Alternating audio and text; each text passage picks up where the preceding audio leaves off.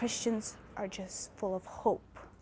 And I think any article I write for the tablet, I try to portray that hope, that Christian hope, that no matter how bad something is or how fun something is, ultimately is the hope of Christ that is the center of everything that we do. The tablet is going to be 104 years old this year. And the mission today is really pretty much the same mission that it had when it was formed back in 1908. Bishop MacDonald, who was the second bishop of Brooklyn, saw a need to educate the growing Catholic population. He wanted to let the people know what was going on in the Catholic Church.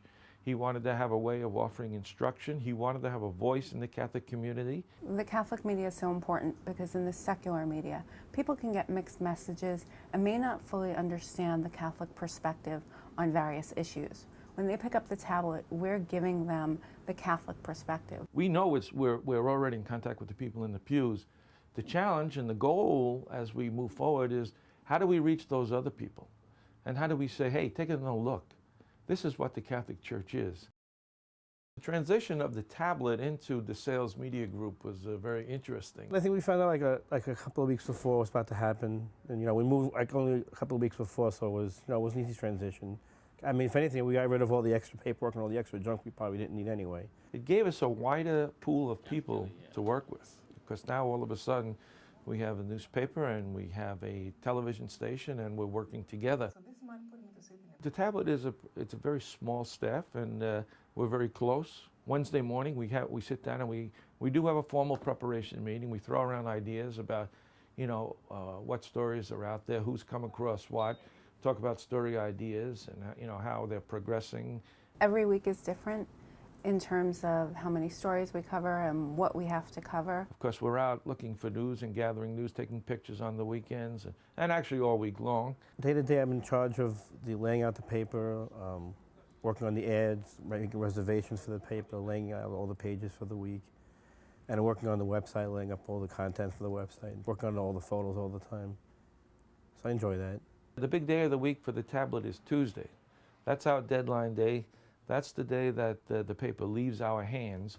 So everything revolves around Tuesday. There are the editorial responsibilities of laying out the articles, the photographs that accompany them, writing headlines, captions, photo credits, and also proofreading the pages. We're printed by the Daily News Press, and we have a certain time that we're allotted on that press, and we have to be there at a certain time. So it's a real deadline.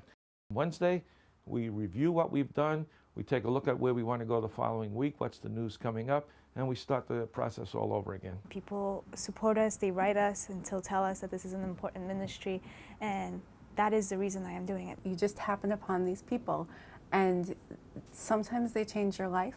Sometimes you just meet them so briefly and they don't know the impact that they have on you.